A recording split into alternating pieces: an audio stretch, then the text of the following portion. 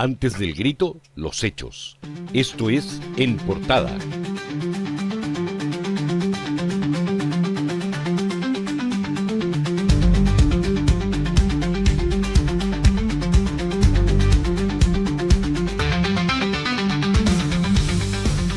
Bienvenidos a esta edición de En Portada en La Vereda TV. El arresto de Alberto Larraín podría traer consecuencias para mucha, pero muchísima gente, y Boric no está a salvo, dependiendo de qué esté dispuesto a declarar el exdirector de Procultura y qué es lo que va a hacer la justicia con esas declaraciones y las investigaciones que lleven adelante. No voy a partir hablando de una fundación, no quiero partir por ahí, tampoco quiero partir hablando de un detenido, de una persona, y mucho menos quiero partir hablando de un expediente judicial. Lo que vamos a hacer hoy día aquí es exponer una forma de entender el poder. Porque tenemos que entender que lo que está pasando en Chile con el llamado caso Convenios y particularmente con Procultura no se trata de una anomalía aislada ni un simple error administrativo como algunos han tratado de instalar. Lo que sí estamos viendo es el resultado lógico de una cultura política que se incubó durante muchos años en Chile, que se alimentó de una superioridad moral autoproclamada por la gente del Frente Amplio, y que una vez que lograron instalarla en el Estado, comenzó a comportarse como si los recursos públicos fueran una extensión natural de su proyecto político, de su proyecto cultural y de su proyecto ideológico. Comenzaron a sentir que tenían un derecho superior a disponer de las platas públicas como ellos quisieran. Y aquí prefiero ser súper claro desde el principio, porque este programa no va a ser un juicio penal, y no lo es tampoco, y no podemos condenar directamente a nadie. No estamos dictando sentencias aquí.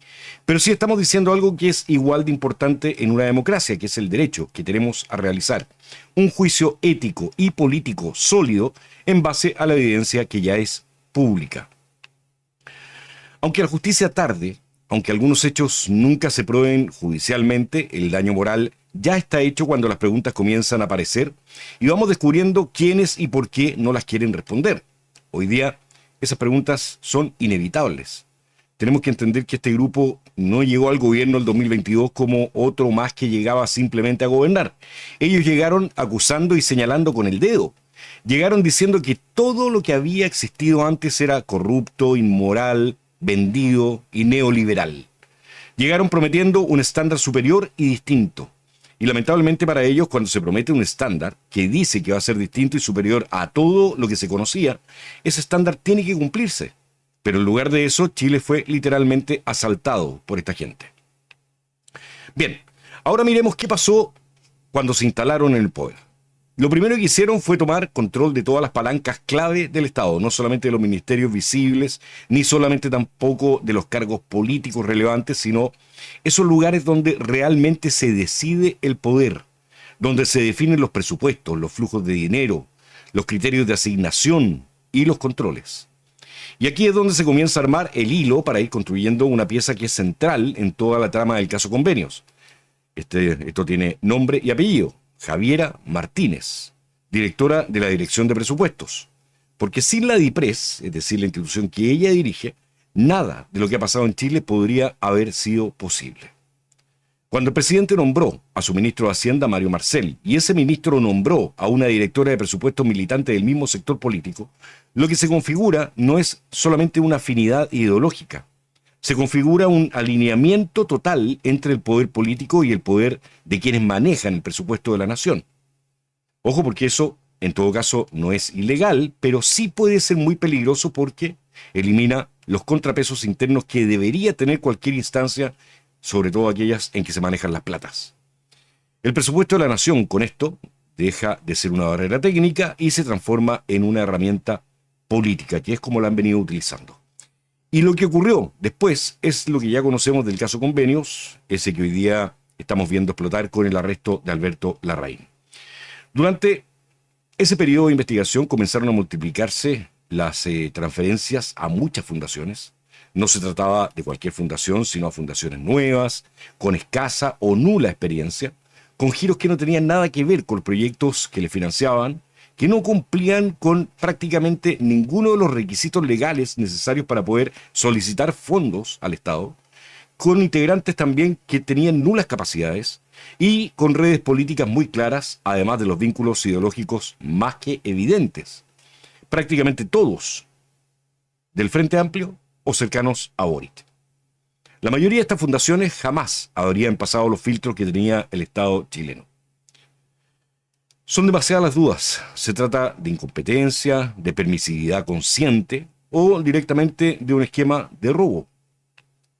Fueron demasiadas las veces en que se repitió el mismo patrón en la mayoría de las regiones, y cuando los patrones se repiten así, nadie podría creer que todo haya sido un accidente o un conjunto de casualidades.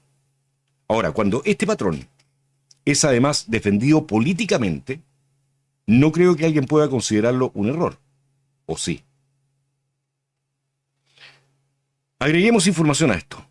Me imagino que ustedes no se han olvidado que el entonces ministro de Hacienda, Mario Marcel, hizo una defensa férrea para la directora de presupuestos, Javiera Martínez. No se trató de una defensa técnica en base a sus capacidades, sino de una señal política. Fue decirle a todo el sistema que el gobierno respalda todo tal cual como se hizo. Ustedes deben recordar cuando dijo que era la mejor directora de presupuestos que ha tenido Chile en su historia. Y esa es la parte más grave de todo esto, porque esas señales enviadas por Marcel y directamente entonces por el gobierno son las que nos obligan a por lo menos dudar de hasta dónde está involucrado el gobierno entero en esto. Algo como las dudas que todavía se mantienen con el caso Monsalve. Me imagino que ustedes recuerdan este caso, ¿verdad? El tema está en que cuando el poder político decide blindar a quienes tienen el poder para manejar el presupuesto de la nación, lo que está diciendo, en la práctica, es que el dinero del Estado puede ser utilizado de acuerdo a un criterio político, por encima del criterio institucional y de las necesidades, además, del país. Bien, en todo este ecosistema es cuando aparece Procultura, esa fundación de la que ninguno de nosotros sabía nada hasta que explotó el caso Convenios con Democracia Viva, que fue la primera que se dio a conocer, ¿verdad? Y me gustaría que pongamos atención en lo siguiente, porque este es ese punto en el que muchos han estado tratando de distraer la conversación. Cuando hablamos de Procultura, no estamos hablando solamente de una fundación que está siendo investigada. Procultura en realidad es un nodo. ¿Por qué un nodo? Bueno, porque se convirtió en un punto de intersección entre la política, la cultura, el financiamiento, las redes personales y el acceso al poder. Cuando hablamos o nombramos a Alberto Larraín, su director, no estamos ante un empresario tradicional. No se trata de un proveedor cualquiera. Él es un psiquiatra. Y eso importa. Importa porque los psiquiatras no tienen un perfil muy público. Ellos se mueven en la intimidad, en la confianza, en ese espacio donde se bajan las defensas. Y aquí es cuando aparece el nombre del presidente Boric. Ojo, porque no estoy diciendo al menos directamente que Boric haya cometido un delito. No existe alguna evidencia aún de que él haya ordenado nada de esto que está involucrado con el tema del caso Fundaciones. Pero sí tenemos que entender que sí existía una relación previa, conocida y de hecho muy documentada, entre el señor Boric y el psiquiatra fundador de Procultura. Además, varias personas del entorno íntimo de Gabriel Boric trabajaron en esa fundación. Eso por supuesto que no es ilegal, pero tampoco es irrelevante porque sí se va armando la trama. Entendamos que cuando una fundación recibe miles de millones de pesos del Estado y al mismo tiempo está conectada humana y políticamente con el núcleo del poder, la pregunta no es si eso está prohibido. La pregunta es si eso es ético y cuánto ha influido el gobierno en el otorgamiento de esas platas sin control. En una democracia sana, la cercanía de quienes piden plata al Estado con quienes la entregan desde el poder, lo mínimo que debería pasar es aumentar los controles y no disminuirlos. Pero aquí ocurrió exactamente lo contrario. Recuerden, nuevamente les repito, que Javiera Martínez, la directora del Presupuesto Nacional y dependiente de Marcel, fue quien relajó esos controles y permitió que pasara todo lo que ya conocemos con el caso Convenios y todas las fundaciones. Entonces, las fundaciones, y especialmente Procultura, ¿fueron beneficiadas por su mérito o por su cercanía con el gobierno? Esa pregunta, aunque le moleste al gobierno, es absolutamente legítima y a pesar de que nadie la ha respondido con seriedad, necesita una respuesta que provenga de la justicia, porque de los involucrados no tengo ninguna duda que jamás la vamos a tener. Bien, avancemos un poquito más, porque si todo esto hasta ahora les parece oscuro, hay antecedentes que lo transforman en una verdadera tormenta judicial. Nada de esto sería una noticia hoy día si solo se hubiera tratado de Democracia Viva y Catalina Pérez, ¿se acuerdan? Esa fundación fue la que hizo reventar todo el caso completo, el caso Convenios. Pero la noticia habría llegado hasta ahí nomás si no hubiese sido por la cantidad de fundaciones involucradas que mostraron que todo esto era un mecanismo usado por personas ligadas al Frente Amplio. Cuando a la Fiscalía no le quedó más alternativa que comenzar a investigar todo esto en serio, aparecieron las interceptaciones telefónicas. Y en estas interceptaciones apareció algo que comenzó a levantar todas las alertas y que en cualquier otro país hubiera significado abrir un proceso frente a un nuevo escándalo. El abogado del presidente de Chile, su abogado personal, el señor Jonathan Valenzuela, estaba monitoreando el caso Procultura de forma ilegal. Así es, su propio abogado personal, contratado con fondos públicos para la defensa en el caso de la compra de la Casa Allende, caso que ahora está avanzando con Boric como imputado, pero eso es otra noticia. Veamos lo que el abogado de Boric, este señor, haya estado interviniendo, ¿verdad?, en la causa de Procultura. Eso es lo importante en este caso. Después veremos el tema de Allende en un próximo programa. Monitorear una causa penal no es una palabra inocente y no significa que solo haya sido un curioso que utilizó medios ilegales para estar al tanto de lo que estaba pasando. Monitorear implica hacer seguimiento, conocer información privilegiada y tener conocimiento anticipado de qué es lo que va conociendo la Fiscalía en este caso. En la práctica, le otorga acceso a información que la Fiscalía no sabe que ese abogado y el presidente están recogiendo a escondidas, supuestamente. Y aquí aparece la siguiente duda. ¿Cómo alguien ajeno, al menos en lo formal, a una investigación que tiene secreto reforzado, puede acceder a información interna de un caso tan delicado como este? ¿Quién le entregaba la información? Hasta ahora no hay nada concreto, aún, acerca de esto, pero lo que sí es concreto es que tener al abogado personal de Boric monitoreando este caso, en que está involucrado el amigo personal de Boric, el señor Larraín, lo que nos lleva es a pensar que aquí existe una red informal de información que opera al margen de la ley y que esa información pudo haber llegado al mismo Boric para que él, a su vez, usando sus propias redes desde el poder, pudiera influir para bajarle el perfil a este caso o directamente para que se borraran esos nexos que pudieran existir entre el gobierno y el fraude del caso Convenios. No lo sabemos. Quizás porque aún no se tienen los antecedentes firmes para asegurar que Boric participó directamente en todo esto utilizando su poder como presidente, o quizás porque él nunca tuvo en realidad relación con esto, o se borraron los antecedentes que lo vinculan, luego de que se enterara de cómo avanzar los detalles del caso gracias al monitoreo que estaba haciendo su abogado. Pero la sola duda, la verdad, es que debiera ser demoledora y debiera ser causante también, por lo menos, de la desconfianza de la justicia respecto de esta arista del caso Convenios. Y además tenemos que sumar otro elemento que es por lo menos inquietante, porque resulta que el mismo abogado aparece defendiendo a la directora de presupuestos, a Javiera Martínez, querellada en una arista central de este mismo caso. El mismo Jonathan Valenzuela que defiende a Boric y que monitorea el caso Procultura, curioso, por decirlo menos, también defiende a Javiera Martínez, la que quitó los controles para que fundaciones como Procultura pudieran acceder a fondos a los que jamás hubieran podido acceder por las vías normales. Él, como abogado, por supuesto que puede defender a quien quiera, ahí no hay absolutamente nada ilegal, pero políticamente y sobre todo éticamente esto va dibujando un escenario muy cerrado, donde las mismas personas, los mismos nombres, los mismos estudios, los mismos vínculos aparecen y se cruzan una y otra vez. Y cuando en las interceptaciones además se habla de 10 oficinas de penalistas, de recomendaciones cruzadas y de estrategias comunes, lo que leemos como chilenos no es una defensa legítima, sino la construcción de un sistema de autoprotección. Y ahí es donde está el verdadero problema del que estamos hablando hoy día. Acordémonos que este grupo llegó diciendo que venía a terminar con los privilegios. Y lo que vemos es cómo ellos mismos fueron construyendo privilegios nuevos, más sofisticados, más ideológicos, pero son privilegios. Yo no sé si ustedes saben, pero dentro de las conversaciones interceptadas hay una que dice que lo importante es que la plata no está. Con esa frase. Esa frase en el contexto de un fraude al fisco es lo que debiera derrumbar a todos y cada uno de los implicados en la causa. Decir que la plata no está puede significar muchas cosas. Puede significar que no existe cómo trazar la ruta que ha seguido para poder recuperarla o no recuperarla. O puede significar que no está donde debiera estar.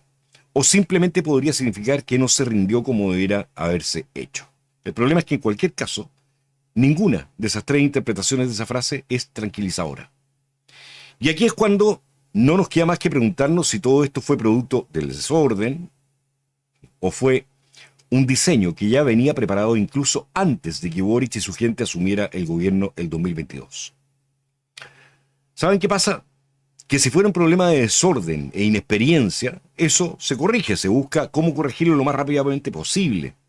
Pero cuando es un diseño, no se corrige, sino que se defiende. Y aquí lo único que hemos visto frente a todo este caso son defensas. Cero autocrítica.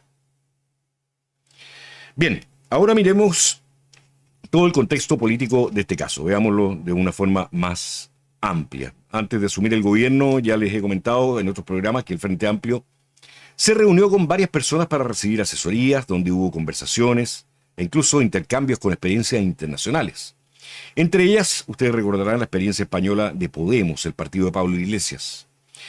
Entre esas conversaciones, la gente del Frente Amplio se reunió con un integrante de ese partido, Podemos, con el señor Íñigo Errejón, el cerebro detrás del financiamiento de ese partido en España.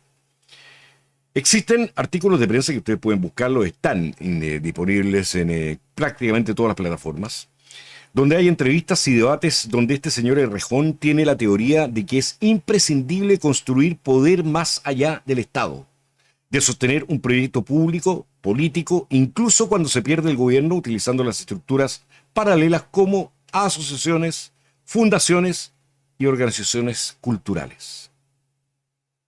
Ahora se entiende por qué además Gabriel Boric al ministerio que más le aumentó el presupuesto de la nación para este año fue precisamente al de Cultura. Toda esta idea planteada por Errejón es un hecho que está documentado y Errejón vino a Chile a reunirse a puertas cerradas con el Frente Amplio justo antes de que Boric asumiera la presidencia. Entonces, la pregunta que tenemos que hacernos no es si él vino a Chile a decir exactamente hagan esto. Son las consecuencias las que nos tienen que importar.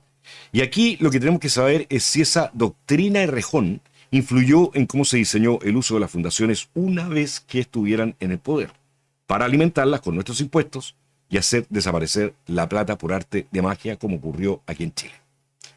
Recuerden ustedes que no se ha recuperado un peso de casi 100.000 millones de pesos desaparecidos, con las fundaciones solamente. ¿O hay alguien aquí que no encuentra extrañamente coincidente que apenas llegaron a la moneda, se multiplicaron las fundaciones amigas, se relajaron los controles desde Hacienda en manos de Javiera Martínez, se transfirieron miles de millones de pesos, se defendió políticamente lo que parecían ser errores y se construyó además una red de protección legal? A mí me parece que, yo no sé qué es lo que piensan ustedes, pero para mí la coincidencia comienza a ser demasiado perfecta. Yo la verdad es que no puedo afirmar que hubo una estrategia concertada para defraudar al fisco, pero sí puedo decir que hoy día existe suficiente información pública como para que esa hipótesis, sobre todo luego de lo que les he comentado y de cómo se ha desarrollado el caso, y especialmente después de cómo hemos comprobado estos años que es el comportamiento ético y moral de todo este gobierno. El problema es que es, una hipótesis razonable que no es respondida con transparencia, es inevitable que se convierta en una sospecha para toda la ciudadanía, para todo Chile en este caso. Y cuando las sospechas se acumulan, es cuando se comienza a generar la desconfianza. Y la desconfianza es el mayor daño que un gobierno puede causar a la sociedad. Eso es lo que ha pasado aquí con el comportamiento de este gobierno en especial. Ahora, veamos un poco más en detalle el tema de la detención de Alberto Larraín. Puede ser importante que entendamos que una cosa es investigar con los imputados libres, ¿verdad?, en libertad, y otra muy diferente es investigar con esos mismos imputados privados de libertad. como está ocurriendo en este caso con Larraín y otras 4 personas más. Ya sabemos que cuando alguien cae en la cárcel, aunque sea Capitán Yever, se comienzan a romper las lealtades y se reordenan las prioridades. De hecho, en la mayoría de los casos, los detenidos comienzan a reevaluar la conveniencia de no hablar. Para las organizaciones criminales, las personas que saben cómo funcionan las redes son peligrosas cuando dejan de sentirse protegidas, y eso es un hecho.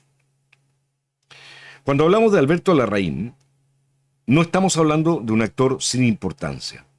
Él conoce a muchas personas, conoce también a Boric, está al tanto de conversaciones y ha participado también en acuerdos, sabe cómo se toman las decisiones, quién llama a quién, conoce cómo se justificaban los convenios y también cómo se bajaban las alertas. Estando encerrado, es muy probable que muchos estén preguntando si Larraín va a hablar o no. Pero la pregunta que tenemos que hacernos es ¿qué y cuánto sabe Larraín? Ese conocimiento es lo que hoy día inquieta al poder. Créanme que si él decide comenzar a hablar, el caso va a pasar rápidamente de la investigación de una fundación a convertirse en una radiografía completa del funcionamiento del gobierno. Una radiografía penal y política. Hay muchísimas aristas en el tema del caso Convenios. Pero hay una que, a pesar de su gravedad, nunca quiso ser tomada muy en serio ni por la prensa ni por la fiscalía, a pesar del conocimiento de ello, y es precisamente lo que apareció acerca del financiamiento político. Hoy día no existe una prueba pública concluyente de que gran parte de los recursos que obtuvo Procultura hayan financiado la campaña presidencial de Gabriel Boric. Pero la fiscalía sí exploró en algún momento esa posibilidad. No la cerró de inmediato, pero no ha seguido hablando de esto, porque en mayo del 2025 el mismo Larraín dijo que nunca se generó financiamiento desde Procultura a la campaña presidencial de Gabriel Boric, ni a ninguna otra campaña política. Estamos hablando de Alberto Larraín, el mismo que hoy día está arrestado. ¿Ustedes le creen? Quizás ahí encerrado puede que cambie su versión, si le conviene, para poder alivianar su condena en caso de que sea declarado culpable.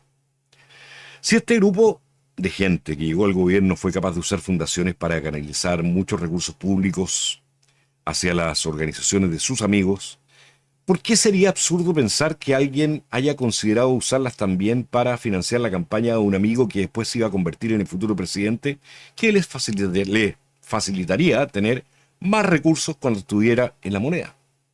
Y que al parecer así pasó. Tuvieron acceso a miles de millones de pesos. Esa fundación en particular. Yo no estoy afirmando que eso fue lo que pasó, ¿verdad? Pero esta pregunta es legítima y es una de las tantas que se debiera estar haciendo también la Fiscalía y que le debieran hacer también a Larraín. La verdad es que este gobierno no va a ser recordado solamente por lo que hizo o lo que dejó de hacer. Si hay algo por lo que sí va a ser recordado, es por haber destruido su propio relato ético, ese relato con el que convenció a muchos chilenos que votaron por él, que ellos eran los que tenían que llegar al poder para construir un mejor Chile. No nos olvidemos jamás que llegaron diciendo que eran distintos y terminaron actuando como todos, o la verdad peor, mucho peor que todo el resto, porque lo hicieron desde esa superioridad moral de fantasía que inventaron, donde ni siquiera entienden el concepto de lo que es la moral y la ética. A propósito de todo esto, de la corrupción, ¿cierto? Hay algo que yo he venido notando en estos últimos años respecto a la definición del término corrupción. Hoy día, en estos tiempos, en tiempos de Boric en el gobierno, la corrupción moderna ya prácticamente no se ve como corrupción. Muchas veces se disfraza como causa y otras como una especie de compromiso. Y algunas veces incluso como activismo financiado. Pero el dinero del Estado es de todos. No llega regalado al Estado, sino que se nos obliga a entregárselo al Estado con nuestros impuestos. Así que la corrupción jamás puede ni debe tener justificación de ningún tipo. Si este caso termina probando, aunque sea una pequeña parte de lo que hoy día sospechamos como chilenos, yo les puedo asegurar que el único legado de Boric va a ser el del primer presidente chileno que llegó al poder y decidió financiar su propia revolución fracasada con plata de todos los chilenos. Platas que terminaron desapareciendo y que de verdad no se conoce el destino por ahora. Quizá por eso la formalización del director de Procultura fue privada no permitieron televisarla para que no quedaran registros y tampoco tenemos certeza de qué pruebas se mostraron ahí como para que el juez haya decidido dejarlo finalmente con prisión preventiva. Queda poco, la causa Procultura ha ido lenta, pero es muy probable que ahora se acelere el juicio cuando Larraín decida comenzar a hablar para salvarse de una condena más larga, y más ahora que Boric ya no va a estar en el poder. Y ahí es cuando probablemente vamos a poder ser testigos directos de lo que va a pasar también con el gobernador de la región metropolitana, Claudio Rego, y otras 14 personas que el fiscal Cooper, ¿lo recuerdan ustedes o no? El fiscal Cooper tenía bajo la mira mientras estaba investigando. Bueno, los tenía en la mira hasta antes de que alguien lo sacara del caso por estar investigando mucho.